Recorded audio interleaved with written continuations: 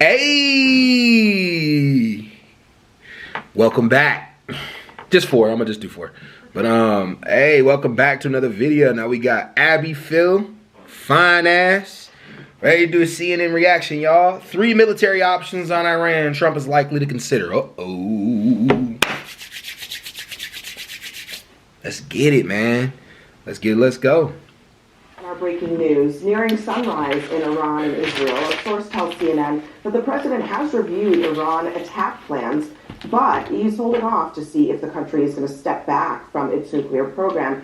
Alex is back with us here to talk through the president's potential options here. And as you see it, there are 3 main scenarios that could play out here. The first one is essentially that Israel decides to go it alone. Correct. So if if the president decides to let the Israelis do it by themselves, if he's comfortable, he thinks they have the capabilities to do enough damage that he's comfortable with the after effects of it, this is what it would look like. So in terms of Fordo, you really have 2 options. The Israelis previously launched a raid into Syria about 200 kilometers north into a chemical weapons facility. So they put commandos on the ground before. That's an extreme option with a lot of risk, obviously, putting people on. But as you can see, the tunnel entrance is here. So we got them here, right, here, and here. Right, so if you're going to send folks inside into the mountain into a deep buried facility as a render safe mission. What if you can create your own weapon? Man, I didn't want that to happen, but oh my God, he's talking about raiding. Uh-oh, it's getting crazy. Kind of difficult. Yeah, but I mean, how defended is this area, though? I mean, are there, Iranians on the ground? Sure. What else is there? So, I mean, there's plenty of defenses that are here. This was specifically built as a deep buried facility to withstand conventional attacks either from a ground or an air raid. Yeah. So, and you also have what we call fatal funnels or choke points, because if there's any guns inside, those are the only entrance points, and that's where they're pointing. So it's a very difficult mission set for anybody performing it. Yeah. No. So the second option is that the United States does a limited attack, and it sounds like from our reporting that is what the United States is trying to figure out. What is the limited option here? Right, so it's limited options. So if it wasn't a ground raid in the Israelis, those same tunnels, if they don't bomb them, they collapse the tunnels and the air shafts so they can't get inside, requiring constant suppression, then it becomes the U.S. option, right? There's really only one aircraft that's capable of carrying the 30,000-pound bunker-busting bombs required to do the mission, and it's the B-2 stealth bombers that you see here. So round trip in the United States with refueling, provided that nothing forward deployed. Probably multiple sorties involved, but that's realistically what we're looking at in order to do enough damage to set the program back. Yeah, and the B-2s, Israel doesn't have them. They don't have them, and that's why it requires the U.S., and they can't deliver as big of a blow from the air. Yeah, so talk us through option 3. This is essentially looking at the region and saying, not just this one facility, but let's take it all out. Like, what are we talking about in terms of that? Sure, I think this is the least likely option to start with. If the president makes a decision to hit Fordo, it's political base, doesn't support, a war. He certainly doesn't want to collapse the government there and deal with nation and state building, which is what we saw in Iraq and Afghanistan. But if we did go in and decide to strike, right, what do the targets look like outside of that? You can see the nuclear facilities here with the nuclear symbols, and then you've got regime targets, and then you've got oil refineries along there, which is really far expanded at that point. It's more likely that would be. But that would realistically probably only happen if they decide to go after U.S. forces in the region. So we have between Qatar, the UAE, we've got major air bases. U.S. Central Command has a forward headquarters at Al Udeid Air Force Base in Doha. We've got major bases in Kuwait. But what's probably the most likely would be the U.S. bases here, so Baghdad, up north in Kurdistan, and then here in Syria along the border, which is what everybody's predicting they would try to hit. So the U.S. has been surging assets in. F-22 squadron came in today into the U.K., all kinds of fighter assets and air defense systems to protect U.S. forces that are there. Ships were moved out of the harbors, and aircraft that were not in hardened bunkers have already been moved out. It is very clear the U.S. is preparing for a potential option to strike at this point. Oh! Yeah, a potential option to...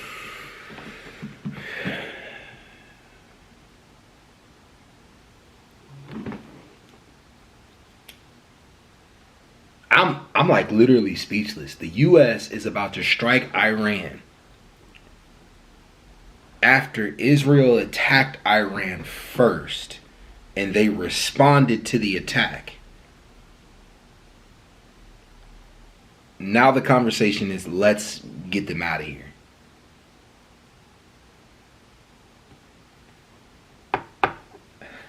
That's crazy.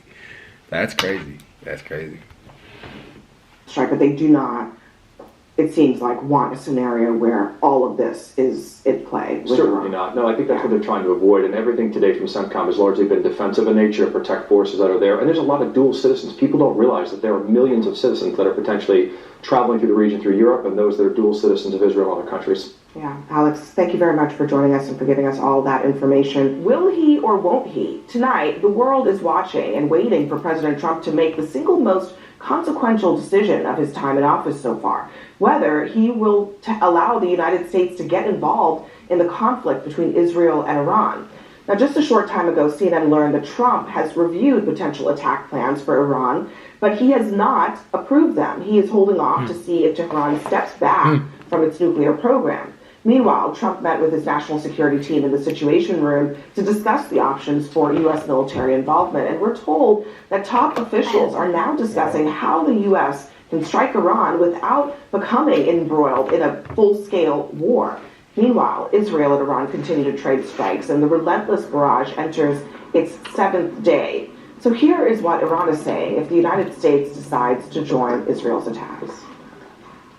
If the Americans decide to get involved militarily, we have no choice but to retaliate wherever we find the targets necessary to be acted upon.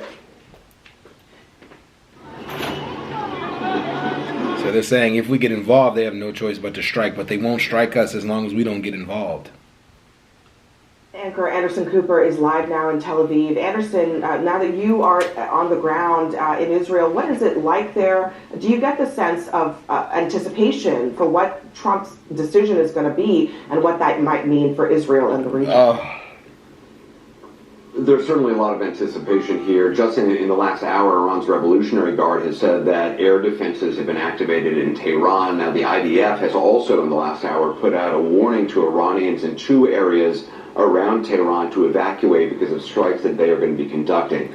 There's no word yet on what the latest targets might be from Israel. Earlier today, the Israeli Air Force said that 25 fighter jets had hit... Now, this is unfair. War has changed a lot, though, because, look, the U.S., the U.S. and Israel is warning. I know it sucks, but, like, it still sucks, but at least they're giving them warnings. They're like, hey, get out now. Like, but that would suck, man. Imagine that shit. Like, you live in this town and, like, you got to get out because another country's decided to come over and bomb you because they think that you're building a nuclear weapon. Not that they know. They think that the possibility of nuclear capabilities is going your way. That really sucks. Like, this is really unfair. This is extremely unfair. It really is. Just imagine if this was happening to us. You know, imagine if some country was bombing us because they thought we were going to do something. That's crazy.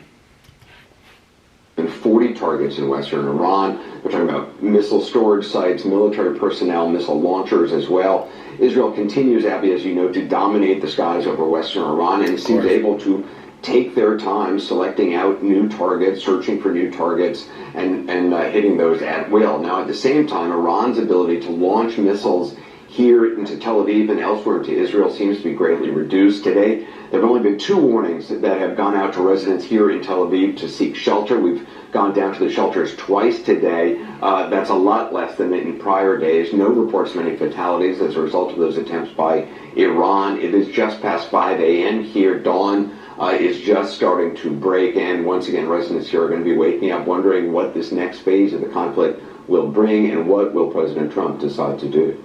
Yeah, I mean, the entire world waits. And I know, Anderson, you've only been on the ground for a short time now, but what is life like in Tel Aviv? I mean, are people able to go about their lives? I mean, we've seen a lot of our correspondents and anchors having to go into stairwells and bomb shelters as these sirens have gone on. But are people able to do other things?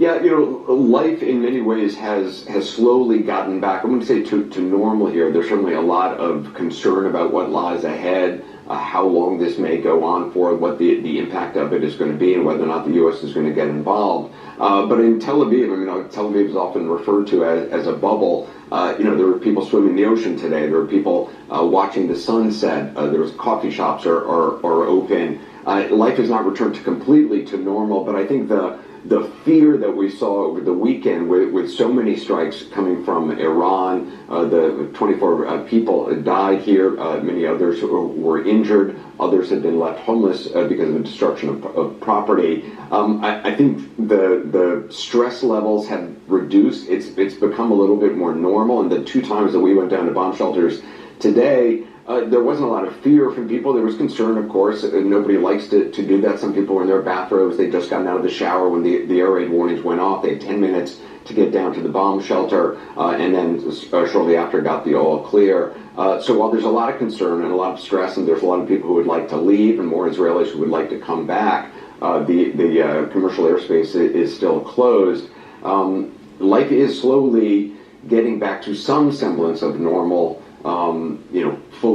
Restaurants aren't fully open. The life of the city is not continuing, but it's certainly better than it has been in the last several days. Anderson, thank you very much for all of that. Anderson Cooper in Tel Aviv. It's been an interesting day, to say the least, for President Trump. As he's weighing this potentially presidency-defining decision, he was actually on the White House lawn this morning overseeing a construction project. But while he was there, the president had this extraordinary warning for Iran. Unconditional surrender. That means I've had it. Okay, I've had it. I give up. No more. Then we go blow up all the nuclear stuff that's all over the place there. I don't care what you say. Muscle is not. What? This president, man. Oh my God. This president, oh my God, he's not making anything clear. We don't understand what's going. We don't know. We are worried. Oh man, it's gonna look real bad. This is gonna look real bad in the long term of everything. Hopefully the decisions go good. Maybe Iran said they're not gonna surrender though, so that's off the table. But man, this is crazy. This is good. This is not good. This is not good. But hey. Who cares, man? We'll see what happens next. We'll keep you updated on this channel for sure, definitely. All right, we out. Peace.